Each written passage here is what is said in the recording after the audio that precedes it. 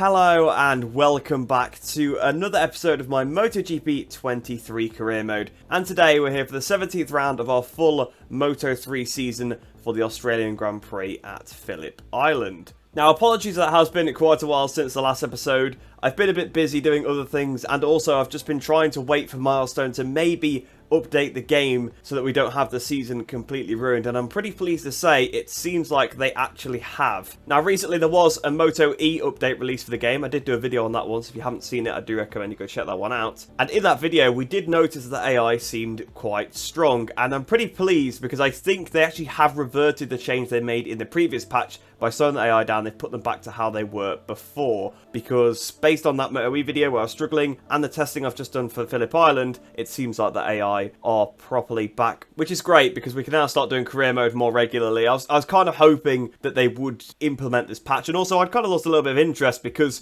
of how easy some of the last races have been. So hopefully it is just back how it was before now, and we're just struggling to try and get a good result because that's more fun to actually battle around with the AI. Now, of course, this is the last round of our turning point where we need to surpass Ivan Ortola in the championship. We've got 8 points to make up on him, and that has probably become a lot more difficult with the AI change because we've now got the AI on 90% for this episode, the Australian Grand Prix, and don't get it twisted at all. It is going to be really, really tough for us to compete here because of the high-speed nature of the circuit. It really does show off the player weaknesses, and the AI straight line speed does also seem to be back to what it was before. They are still pretty weak in the braking zones, but that's always how it is going to be. So without any further ado, we may as well head into the race weekend and see how we get on in free practice.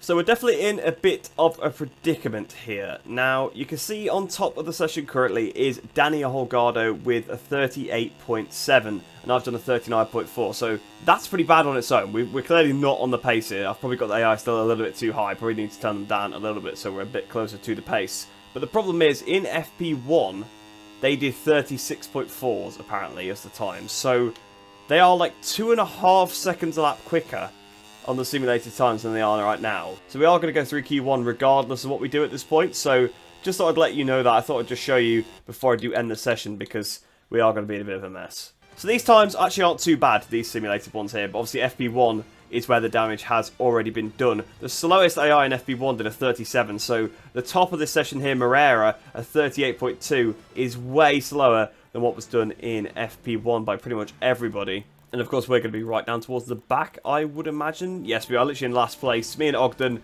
right at the back of the field, only about less than a tenth apart between us, so clearly it's our bike that's letting us down as we're both right at the back. But yeah, we're not really on the pace here. I think the AI is probably a bit too high, but it gets even worse with the fact that qualifying is going to be wet and there's going to be rain in the race apparently at some point. So yeah, it's not looking particularly great for us here going into this Australian Grand Prix. I thought we might struggle a little bit, but I'm struggling even more than I thought, and now we've got some wet weather on the horizon. So I think what I'm going to do is I'm going to back out, turn the difficulty down for the wet weather like we have done in some of the other earlier rounds in the season, because otherwise I may as well just skip the session. So I think I'll then put it on 85 for the race. We're currently on 90. 90 seems a little bit too fast. Turn it down a few more percent. We might be more on the pace because at the minute, obviously, we are literally last place. So I do want to make it somewhat competitive. But either way, we're going to be going through into Q1. And we're probably going to struggle to get out of it, even with the AI being turned down for the wet conditions. But without any further ado, we may as well head straight into qualifying and hope that we can maybe get through. So it actually doesn't look too bad in terms of the wet conditions. If we actually head out onto the circuit, it's not absolutely, well, I was about to say it's not absolutely pouring it down, but actually it does look a lot worse now on circuit. But in the cutscene, it didn't actually look too bad. But I've turned the AI down by 15%, so we're actually on 75 now. But I did find that 10% is about right for the wet conditions. If you turn them down by 10%, that's much closer to your actual pace.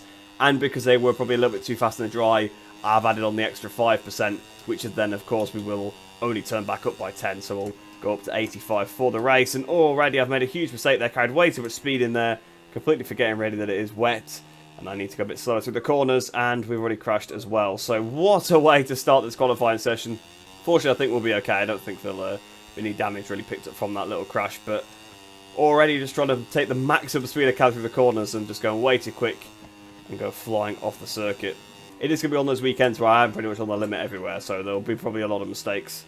And the pace itself will not even be good either, which is definitely a shame. But I tell you what, I prefer that than pulling away in the lead by miles, because that's just boring for the video and for me riding as well. We've got David Alonso in front of us. He might be a good little marker. But I've basically just rode past him like he's standing still, so maybe we have actually gone a little bit too far here. But I felt like that we were just so slow in the dry that I needed to add the extra 5% when turning the AI down for the wet. We'll see. It could have literally just been that one corner. I'm sure he's going to... I was about to say he's going to drag back past us, but maybe we have got this wrong. But we'll see. We'll see at the end of the session. It is really difficult to estimate the difficulty level just because of how much they fluctuate between the wet and the dry. So here we are then, up towards the line to finish our first qualifying lap here. What's it going to be? 1 minute 47.1. 2.9 seconds quicker, 2.4 seconds quicker than Alonso. So yeah, maybe we have got this slightly wrong for the wet conditions, but based on how far off the pace we were in the dry, I thought that it was reasonable, but maybe we should actually turn them back up if we do manage to get through into qualifying 2. I'll definitely put them up if we get through anyway. So yeah, at the end of Q1 then, we have actually gone through 2 seconds clear of Lorenzo Fallon in second place, and Rueda and Carrasco as well. They're all actually 2 seconds off. Now, Carrasco, that is a surprise. I think this was to be her first Q2 appearance of the entire career mode going through into Q2 there, so that's nice to see from Anna. Perhaps Munoz is pulling that team on a little bit, and it has improved in the back end of the game. I'm not too sure, but fair play to Carrasco then going through in that session. But I will turn the AI up. I think I'm going to put them up to 85 now and just stick with that for the rest of the weekend and see how we get on, because it seems like I must have miscalculated. So apologies, guys, but it should be rectified for Q2, and of course, that is the session where it really matters, because even if we even get it through here, we're going to be like 18th on the grid if we're back of that session, so we've not gained a massive amount from this. So I've adjusted the AI difficulty now, so we are now on to 85%, which is what I plan to use for the rest of the weekend. Obviously, I used 90 in free practice, but you can see I was at the back of free practice. I was obviously too slow with that, so I've decided to go with 85. And because of how fast we were in the wet, I just thought we may as well use the same difficulty now because, well, we were 2 seconds clear, so you need to turn it by at least 10% to find that.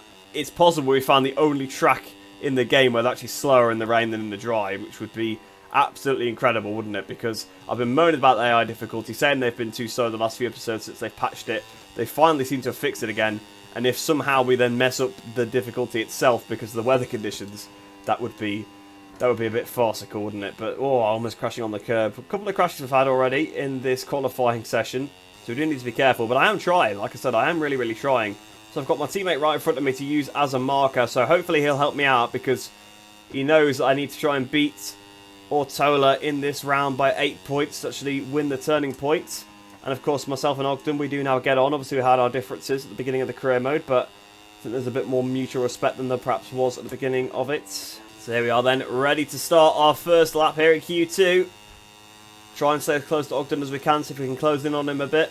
Here we are then, up towards the line. Ogden has pulled away a little bit at the last corner compared to us. It's not really my strongest section. And over the line, we take pole position, half a second clear of Ivan Ortola. But to be honest, I'm sure they'll find that in the rest of the session. It is the AI, it is the wet conditions. Obviously, everything changes every second in the rain. Onchu's already taken it down to 0.3. I really hope they actually beat me, to be honest, because I feel like I've just completely messed this all up. I did free practice, thought 90's too high, turned it down. And so far, whatever I've done, it seems to have been just too low from this point onwards. So then, at the end of the session, Diogo Moreira has taken pole position there. 2 tenths clear of Daniel Holgado in second place. Suzuki rounds out the front row. We've ended up in 6th position, actually, there, just in front of Ivan Ortola, which is quite crucial for our turning point. So I'm not really sure what we're going to do in terms of the AI difficulty now. I think I'm going to maybe turn it up a couple of more percent. We're getting very close to how it was at the start of the weekend. But I don't think it would go up to 90 because, again, like I said, I think they are too fast. But perhaps maybe we'll go on like 87, 88. And we'll see how we get on in the race. Because the race should be dry to start with. May rain halfway through. I'm not really sure what's going to happen. It says there's a chance of rain. But obviously we don't know exactly what's going to happen until we actually get into the race itself. But there we go then. 6th place on the grid. Let's head into the race and see what we can do. So it sounds like it's potentially going to be quite early on in the race that the rain is going to fall, because Gavin said it could be immediately. So I think we might actually get an early shower here, which is not something that we particularly have seen before. Usually it is around about halfway or 2/3 during the race that we've actually had the rain come, but it actually might be in the first couple of laps. We'll have to see how it pans out. I mean, it does look pretty dark if you look at the sky, so it could definitely rain quite early. So I suppose the soft rear is obviously a no-brainer in a situation like this.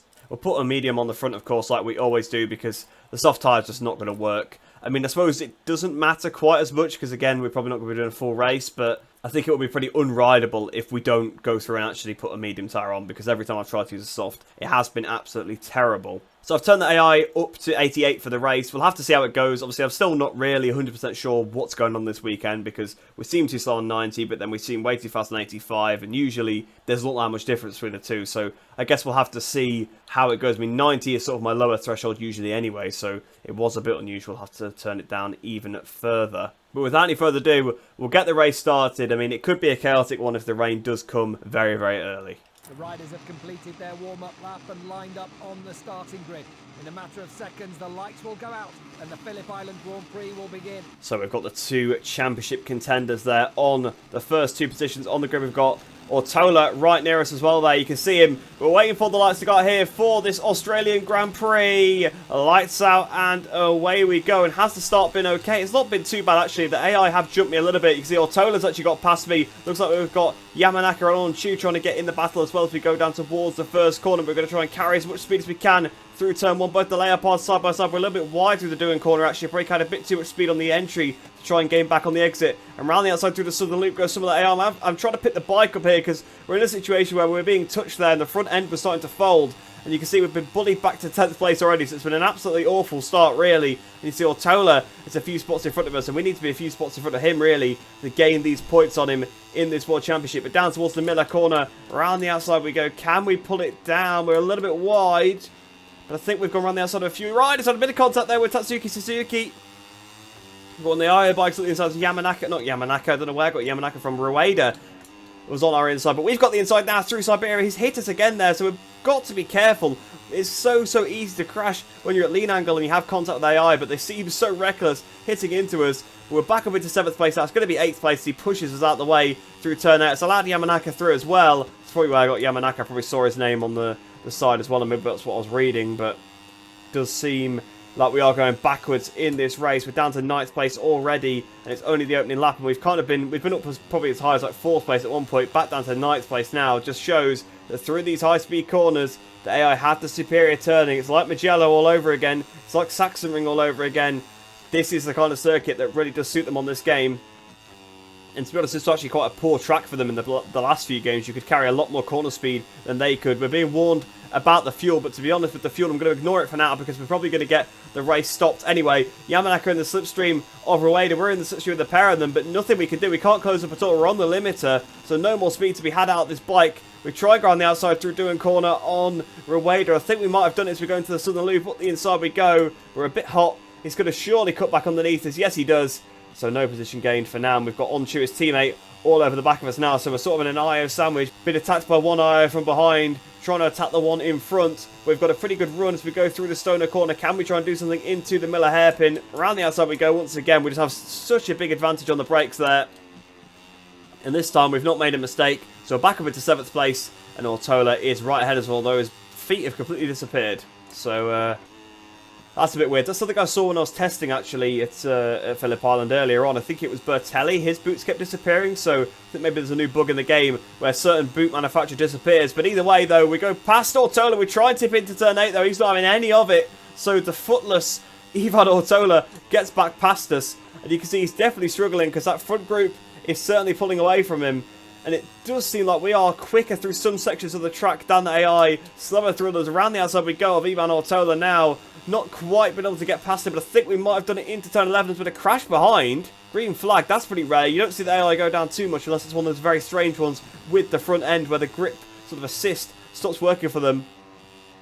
But once again, he's still got no feet. It's so off-putting. It's so strange. And there you go. They appear when you get further away. So I think it's just a bit of a bug that they seem to have introduced. But Rueda there, almost running to the pit wall trying to get past us. 39.2 for myself there. So I think that's my best dry lap of the weekend. And we're looking to try and go around the outside of Ortola through turn 1. But unfortunately, so far, we've not quite been able to do it. But can we have an attack into the southern loop? Up the inside we go of Ortola. Make sure there's not contact. There is contact. He's had us off. Even Ortola's knocked us off. So our rival in the turning point, he's had contact with us. Down we go. But that is our race completely ruined, completely over. I mean, hopefully the rain will bring us back into it because there should be a quick restart procedure if it happens early enough in the race. But we're already on lap 3 and there doesn't seem to be any sign of it so far. So we could be in trouble. But we're right at the back here then with Filippo Farioli, who must have been the rider that crashed on the previous lap. But there we go then. It's another race where an AI just turned in on us from on the inside, knocked us off, and this time it's really controversial because it's our rival, a rider that already doesn't like us, Ortola. To be fair, they are more aggressive when they don't like you, so maybe the social media has come back to bite us in this one for the first time in the career mode. It's probably had a tangible effect on what's happened in this race. So I've just realised that the fastest lap of the race is actually Furusato currently on a 39.0, which is very, very strange. So I think it does show you here that there's a lot of power in the slipstream. I think the gap has actually just decreased between myself and Ortola. So Ortola, I think, has just been overtaken by someone, although it looks like it's now gone back up. Yeah, it's fluctuating between 16 and 17. So Ortola's battling with somebody. But we've got to score at least 8 points in this race. Obviously, we can hope all we want that he gets knocked off or he gets some comeuppance for what happened, but we need to pick up at least 8 points, which is going to be pretty difficult because, well, we've got just over half the race to go and we're still in 27th. We're still only just catching up to the back of David Alonso here. And around the outside we go with David Alonso as I say that actually. See Bertelli in front of us, his boots disappeared very briefly there. He was the rider that I saw in the testing, like I said. And Cavitro got the inside here of David Alonso. We've got to be careful because he's turned it on us before on the inside. So we've had it happen to us once already in this race. Now we're battling somebody else that's done it to us in the past. And we've overtaken him. And you can see we're underneath our best time by quite a bit there. A couple of tenths of a second. If we keep this to the end of the lap, this will be the fastest lap of the race. So I'm definitely finding a bit more pace. I think if it had been a normal weekend, we perhaps could have run a higher difficulty because we would have got into the groove of the track and been a bit quicker. But to be quite honest, I think we've actually got it pretty much bang on in this race, because it's taken us quite a while to get onto the back of the pack. Whereas if you remember back to Motegi, for example, another track where I felt like it was just about right for us in the race, we actually closed up very quickly. So to be fair, I think it's working quite well. And also another thing I've just noticed about this patch whilst we've been riding, I think they have actually changed the sound that plays when you go below the threshold on the fuel. It's a little small noise. I don't think it happens when you get stuck either side of it now. So that actually is a big improvement because it's not nearly as annoying when you try to race around. But I'll tell you what, the rain hasn't even started yet, so if the rain comes now, the race will be stopped and that's it, I think. I don't think we'll be, I don't think it's going to get wet enough before 2/3 now. I reckon if it, yeah, we've got a little bit of rain coming down now, so maybe actually if it does rain heavy enough in this next lap or two, I think we actually will get the race restarted, which should bring us straight back into it, really. We can see the rain is coming down quite heavily now, so this has been such a strange weekend, but it takes another turn here. We could be about to get a restarted race, so what I want to do really is pass as many people as I can now to get a slightly better grip position for the restarted race. But it could be a lifeline. If we actually show the pace that we had in the wet in qualifying in this race, really could help us out. So we've got on the inside of Bertelli, a very aggressive pass, I must say. But we're up into P24 now. Next up is Nepa and Fanati and Fallon, so maybe we could try and just get them. And that should be their P21 on the grid. Although the rain is quite heavy now, so I would be surprised if it isn't stopped. There's the live championship standings, and I think it's changing literally right now between Holgado and Moreira, depending on what positions they're in. So this AI championship is absolutely ridiculous. It's a real shame that we're not involved in it, because it would have been absolutely phenomenal, I think, for the actual season arc as a whole. But to be fair, between those two, it'll be really worth noting right to the death who's going to win it. I reckon it could be literally stopped any second now, so I think sending it into this corner could be a good idea, because we might actually be able to just pass them before the threshold. And here we go around the outside. Oh, a bit of contact with Fallon. Sorry, Fallon. But can we try and get Fanati and... oh, a bit of a wheelie there. Let's go try and get Fanati and Nepa on the exit there. But unfortunately, don't think we're going to be able to do it. And hopefully we don't get overtaken by Bertelli there. But I must say, this race surely has to be stopped soon. I really hope it is, because if it's not stopped within like a couple of seconds, I reckon the race will just be declared a result and it'll be P24 for us, which would be absolutely dreadful. But you can see how wet the circuit is. The track is completely wet now. The fact that there's still this much grip makes zero sense. Like, there's so much spray coming off the tyres, and it still feels exactly the same as it did before. Even though we're 2 seconds off, and up the inside, what a dive bomb that was. Again, very aggressive. And oh, yes! Just there, we've overtaken those guys. I think that could be P21 on the grid there. So we've probably just cut that so fine in terms of actually having the 2/3 cut off, because it's a 12-lap race, so we would have needed to complete 8 laps, and we were about to start lap 8, so it was really, really close. It was touch and go there, but we are actually getting a full race restart here, so hopefully we do have the pace of these wet conditions. Obviously, it seems like we have so far, but obviously this is the highest AI we're going to have been using in the wet conditions all weekend, but only by a couple of percent, and we actually did show quite good pace here. And with it potentially only being a few laps in terms of the race length, anything could happen here. So without any further ado, let's get this race restarted then and see what we can do for 21st here on the grid. Oh, I think we're actually behind them because we didn't pass them before a sector point. But here we are then, waiting for the lights to go here at Phillip Island. Lights out and away we go. Our initial start's not been great there. Once again, obviously you get the delay, but they are a little bit slow off the line there. You can see my teammate Scott Ogden, for example, is one of the ones that seems to be a bit slow. We've got a 6-lap dash to the flag then, so pretty much half race. And through turn 1, we've gone massively wide. We did that on the first start as well. So it's really not worked out how I hoped it would. And now we're being overtaken by David Alonso. So we're literally dropping down to last position. This is it, race over. We haven't got the pace that we showed in qualifying clearly. I mean, like I've said before, we could do it over 1 lap. But I think when it comes to the actual race distance, it is just completely impossible. As we go down towards the Honda hairpin, I'm just going to send it. The Miller hairpin is called. Now, what is this dive bomb, by the way? That's ridiculous. The frame rate's completely gone. But I think we've just dive bombed half the field up into P14 now. So somehow, we've sort of saved our race in a corner there. That's ridiculous that we managed to do that one. I absolutely just sent it because we had nothing left to lose. Well, these are the Dennis on Chew as well. And wow, oh wow, we're up into P13, so this has worked in our favour so far, but obviously we've still got plenty of laps to go, and obviously with riders like Onchu pushing us out the way, that doesn't help, but somehow we've managed to sort of make the best of a bad situation there. We were miles back, we were just dropping through the order, and all of a sudden we really risk it on one braking zone, and we're going to do it again here. It's worked once already. We're kind of pushing the AI out of the way though, so I do apologise. I don't want to ride dirtily. I don't mind maybe doing a dive bomb like that, even though it's a little bit gimmicky as it is. But I don't want to be pushing people out of the way. But either way, we're now up into the top 10. So we went from literally last at the sort of loop to the top 10 by basically just 2 braking zones. That was literally it. And I can see Ortola in front of us a few spots ahead. And I'll tell you what, he's going to get an aggressive pass if he is caught up. I can tell you that for sure. So in the slipstream then of Riccardo Rossi. Can we try and do anything to add towards turn 1? Obviously it's going to be difficult because obviously you just wash wide if you try and carry too much corner speed.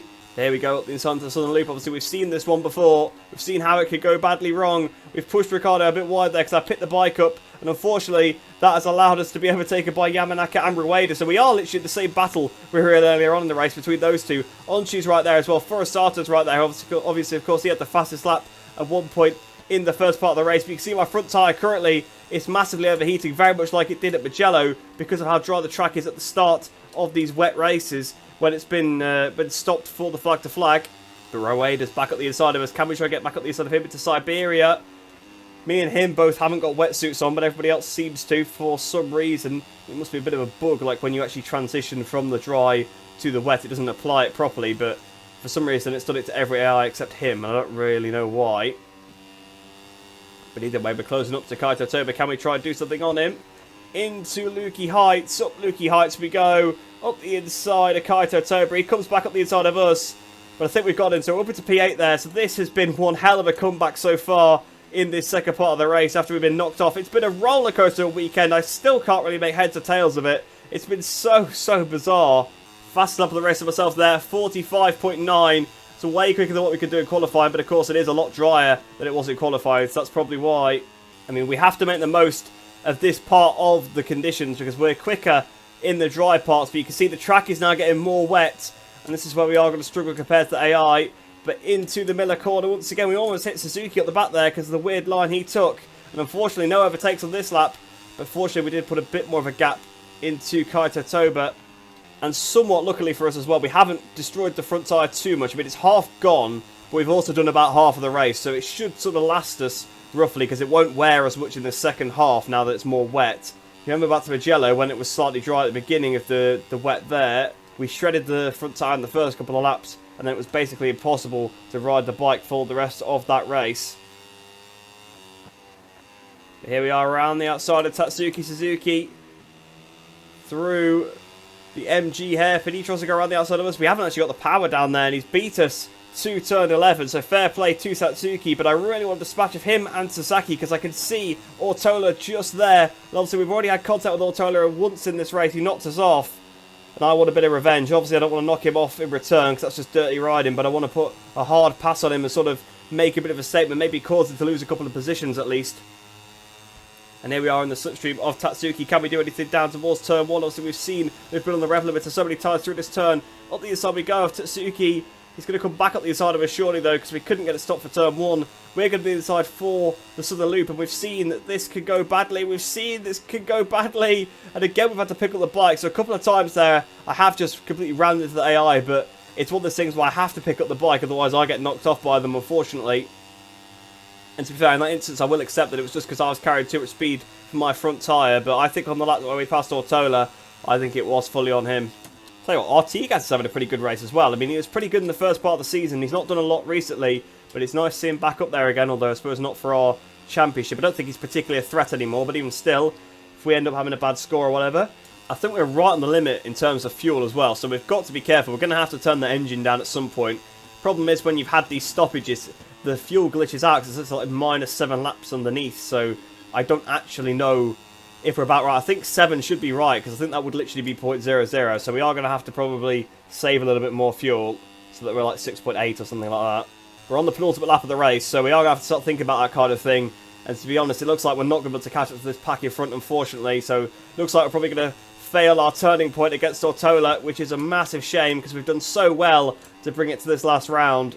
But speaking of Ortola, he's getting pretty aggressive with Suzuki and Artigas now. He's definitely struggling a little bit now. Looked like maybe he started to run out of tyre himself.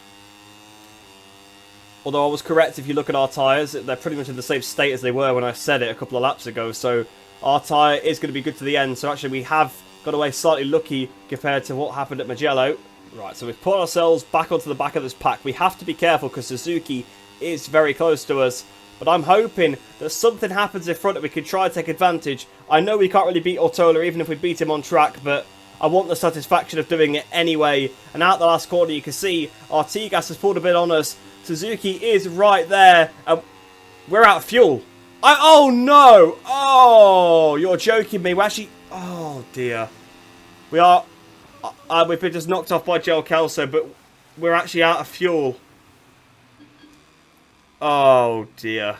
So that is a shame. That is the way we've lost this turning point. I can't believe it. I really can't believe it. But Ivan Ortola then ends up in 5th place. Moreira wins the race. Holgado 2nd. Messiah in 3rd. But this weekend has just been all over the place. We were rock bottom in free practice. Then we had the difficulty wrong. Went through Q1. Up the difficulty. Was probably still a little bit too low, but finished 6th there in the qualifying. Upped it again for the race. Was looking good in the dry conditions. Had contact with Ortola. Was at the back of the pack. Looked like the race was over. Didn't think the rain was going to come quick enough. It just came really before the 2/3 cutoff. It was going to be, you know, not too far away. Terrible start in the wet conditions. Then a dive bomb brings us back into it. The pace is looking good. And then we run out of fuel at the end. I honestly can't believe it.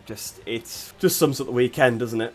But in the Riders' Championship then, you can see we're still pretty safely in 4th position. We've lost quite a few points to Sasaki there, but it's still nothing too major as long as we do continue to score somewhat well in these last 3 rounds of the season. But Moreira continues to extend his lead now, 13 points clear of Holgado in 2nd place. Obviously, Ortola is miles off it, but we're about 20 points off of Ortola now, so it looked like actually could be possible that we'd beat him in the championship, but I think that has completely gone out of the window now, unfortunately, with that fuel blunder right there. As for the Teams Championship then, there is a bit of change. Husqvarna moved back ahead of us in the Teams Championship, of course. Sasaki had a pretty good result. We didn't. I think Ogden suffered quite a bit. I think he was doing okay in the dry, but I think once it started to rain, he definitely dropped back a little bit, and it might have dropped him. Actually, I was about to say it might have dropped him out the points, but I don't think he was in the points anyway. I think he was still just outside. But unfortunately, our fuel issue there has cost us quite a lot. But there you go then. That is the Australian Grand Prix. I just can't believe it. It's utter chaos. Didn't expect it to play out in the way it did at all. Like I said, I think the game is partially to blame for that. I mean, it's also me for like using Power Mode 3 the whole time, but when the counter bugs out and it says it's -7 laps, that doesn't mean much to me. But really, I should have looked at it and realised that we had 6 laps in the race, so it actually should have been -6. But to be fair, I think the problem was that when the red flag came out, we were at least the penultimate turn of lap 7, so we'd effectively completed 7 laps. The game has looked at it saying that we completed 6, because obviously we crossed the line to complete 6 laps. So then we actually just didn't have enough fuel when we did this restart, because we had 5 laps of fuel, basically 5 laps and 2 corners worth of fuel to do 6 laps, and obviously just wasn't enough. But I can at least take the positive that we now know of this issue, so if it does happen again, it shouldn't catch us out. And obviously, in this instance, we're not fighting for a championship or anything, but you never know. In Moto 2, it could happen again, and we could be fighting for a championship at that point, so it is worth taking forward into the next season. But anyway, we may as well head back to the Career Hub now and see if we've got any social media messages awaiting us that mention the fuel. So unfortunately, we've actually lost 500 reputation there from not finishing the race, which is a big shame. Fortunately, we are still in Pro, though. I was worried that we might actually drop out of Pro, and that would obviously revoke our Moto 2 access, but for now, it does seem like we have actually managed to stay at that level. And of course, we failed the turning point, so now we are probably going to get a new one, and we seem to have got steady nerves.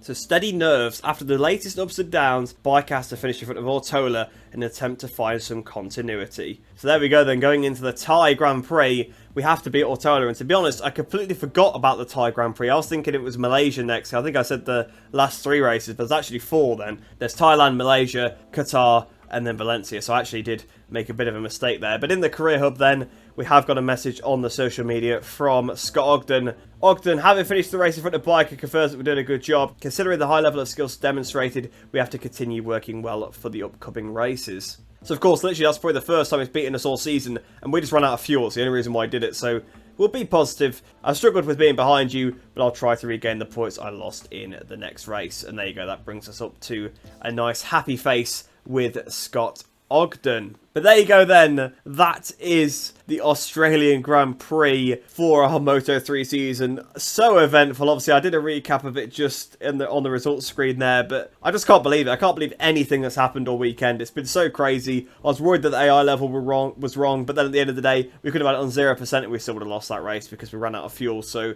yeah, that's a shame. I think Milestone do need to try and fix that issue where once the race has been restarted, the fuel counter doesn't work anymore. It says like -7 laps. Obviously that left me a bit in the dark. But I hope you guys have enjoyed that one. If you are new to the channel, please do like the video and subscribe. It really helps me out, and you'll get plenty more MotoGP 23 game content in your subscription feed. So it's a win-win for both of us. But like I said, I hope you did enjoy that one. I hope you enjoy the rest of your day. I hope you're staying safe, and I shall see you in the next one.